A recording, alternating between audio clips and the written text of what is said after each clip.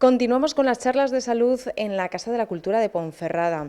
Bajo el título De la ciencia ficción a la cardiología, vamos a charlar con el cardiólogo del Hospital de la Reina, David Alonso.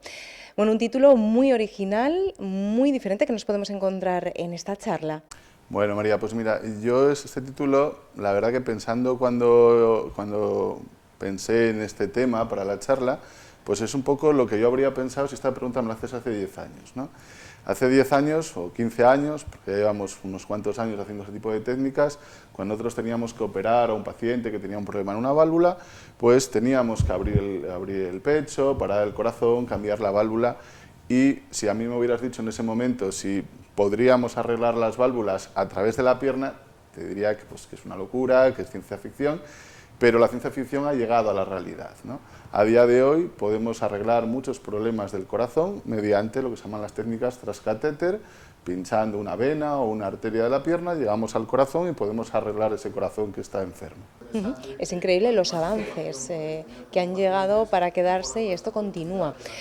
¿Cuáles serían normalmente, ¿no?, en estas charlas que se imparten o en diferentes congresos, los principales avances que podemos señalar?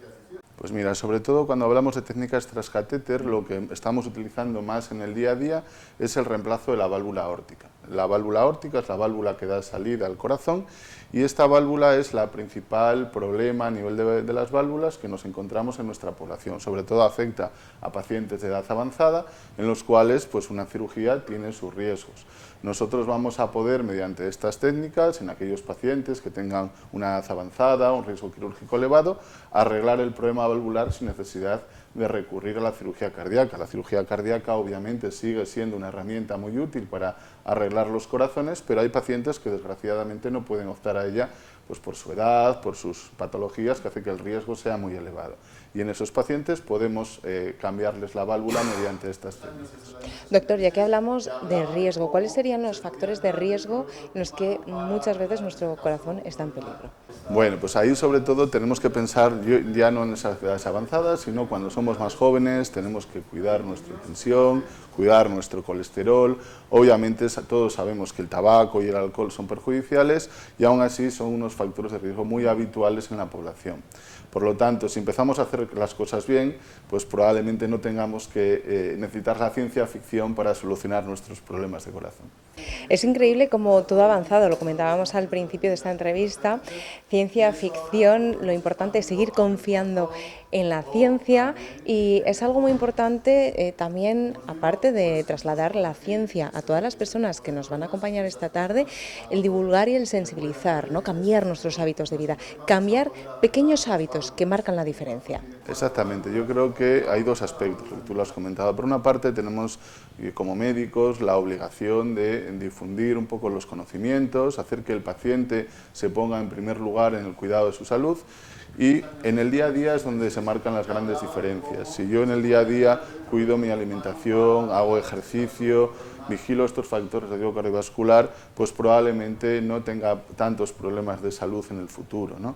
Entonces es muy importante, yo creo, divulgar, dar esta formación a los pacientes y después estas técnicas, a lo mejor un poquito más novedosas, pues también es importante que el paciente las conozca porque cada vez van a ser más útiles y más frecuentes en el día a día.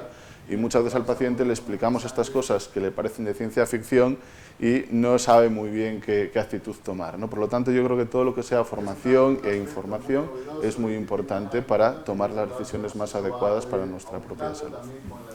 Y seguimos hablando de salud, en el momento en el que tenemos que pedir una cita médica, que tenemos que ponernos en manos del profesional, ¿qué aspectos tenemos que tener en cuenta? ¿Cuándo sería el momento? Bueno, yo creo que fundamentalmente hay dos momentos en cardiología.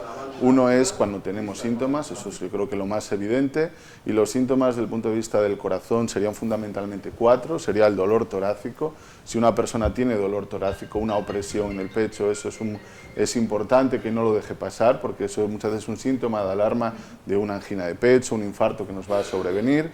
Por otra parte, cada vez es más frecuente que los pacientes se quejen de que se fatigan, de que les falta el aire, haciendo su vida normal, ese sería otro síntoma también de alerta, y después, tanto las palpitaciones como los mareos o pérdidas de conocimiento pueden indicar que hay alguna cardiopatía. Eso serían en los pacientes que tienen síntomas, pero como hemos hablado hace un momento, la idea es no llegar a esa situación, la idea es adelantarnos a la enfermedad, cuidando nuestro corazón, cuidando nuestra tensión, cuidando nuestro colesterol. Por lo tanto, en pacientes sintomáticos, por supuesto, pero hay que hacer una medicina preventiva, porque eso es lo que nos va a permitir disminuir los problemas en el futuro. ¿Cuáles son las principales dudas que los pacientes te hacen o te sugieren? ¿Qué es lo que más les preocupa? Pues hombre, en general los pacientes cuando les hablas de que tiene un problema del corazón o tiene un cáncer son probablemente las dos palabras que más miedo le dan, ¿no? Muchos de los pacientes llegan a la consulta preocupados o asustados porque otro compañero les ha dicho que tiene algo en el corazón, que vaya al cardiólogo. Entonces muchas veces pues los síntomas que ellos presentan son estos 4 que te acabo de comentar y sobre todo lo que vienen es bastante asustados. Yo creo que lo importante, vuelvo a repetir, es la prevención y si hay algún problema detectarlo y tratarlo cuanto antes mejor. En el corazón, por desgracia, muchas veces no da segundas oportunidades y por eso debemos estar un poco alerta, tanto en la prevención como en el diagnóstico. Doctor, es cierto que el estrés influye, ¿no? Totalmente, el estrés va a aumentar la frecuencia cardíaca o va a aumentar la tensión, que son los dos parámetros que van a determinar en mayor medida el trabajo del corazón.